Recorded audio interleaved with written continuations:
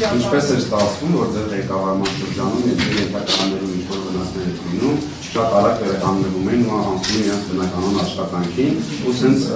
աղմուկ չէր բարձրանում և եթե տեղյակ եք ինչ խնդիրներ էր միացնում, որ ամանորի գիշերը հազարավոր մարդիկ գնացել էին առանց էլեկտրաէներգիայի ու ևս մի հարց խոսեցիք սպառողների մասին, տեղյակ եք ինչ փուլում է ստորագրահ հավաքը 1-0-ի մեկնարկած։ Առաջինը անկեղծ ձեզ ասեմ, մենք եղել ենք ամենօրյա աշխատանքի մեջ, չգիտեմ, արդեն դարձել է գլուխ գովելու պես մի բան, որ իբրև թե մենք հիմա գլուխ գովենք, ասենք մենք նորմալ էինք աշխատում, մենք լավ չէինք աշխատում, մենք աշխատում էինք այնպես, ինչպես պետք է աշխատեինք, մենք անգամ ինքնականդատորեն էինք մոտենում մեզ, բայց տեսնելով այսօրվա վիճակը ստացվում է, որ մենք ինչ էինք անում մենք, նախ առաջինը գոյություն ունի այսպիսի անալիտիկա ընդհանրապես, մուտքերի, ըստ ենթակայանների, ըստ տարածքների, ըստ ամիսների եւ ըստ ավելացող բաժանորդների։ Յուրաքանչյուր ձմեռամուտին կազմվում էր պլան, նախ հանձնաժողով էր ստեղծվում, կազմվում էր պլան, այսպես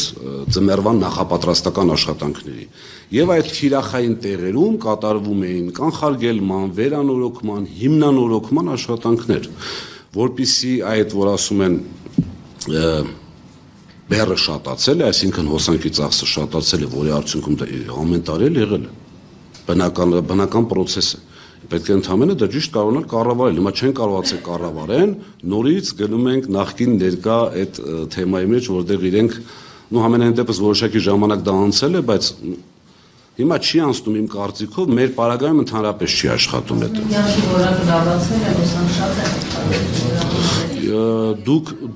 Դուք ամենալավը կիմանաք, ես ունեմ անձնական կարծիքը, կյանքի որակը լավացել է թե ոչ, բնականաբար ոչ, կամ նայած ում կյանքի որակն է լավացել։ Երկրորդը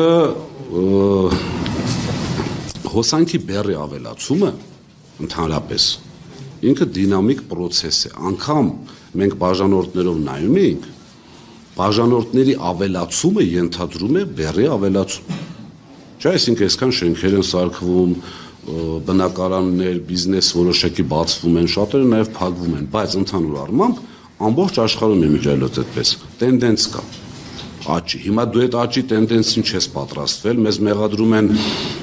12.7 միլիարդ ներդրում կատարելու մեջ 47 միլիարդից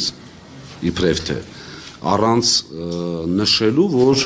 իրենք է լավ գիտեն, ընդհանրապես ներդրումներ կատարելու սեզոնը, այսպես ասած, թույլտվությունների առումով նաև համայնքներից մարտի 1, մարտի 15։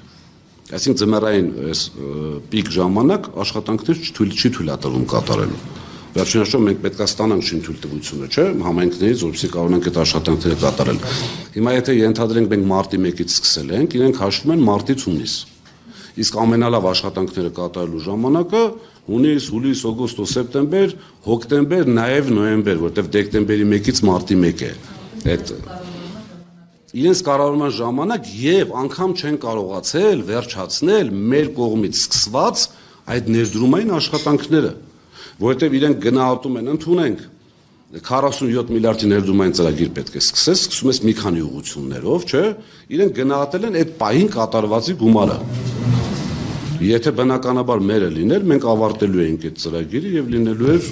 համապատասխանաբար դա։ Երկրորդը ձեր ասած Էջմիածինը չեմ կարող մեկնաբանել, ունեմ ինֆորմացիա, բայց 100% անոց չեմ կարող մեկնաբանել։ Երրորդ հարցը քիչստի։ Ստորագրահավաքը ինչպես հայտարարվեց 50,000 էր անցյալ տարի դեռևս, մենք փորձում ենք այսպես որևիցե ռեսուրս լուրջ չներդնել ստորագրահավաքի վրա։ Մի պարզ պատճառով, որպեսզի ինքը ունենա բնական ընթացք եւ որևիցե մեկը չկարողանա թիրախավորի, ասի գնացեք, համոզել եք, չգիտեմ եւ այլն եւ այլն։ Մեր կանխատեսումներով բավականին կշատանա, հետո արդեն կհրապարակենք նաեւ մեր անելիքները։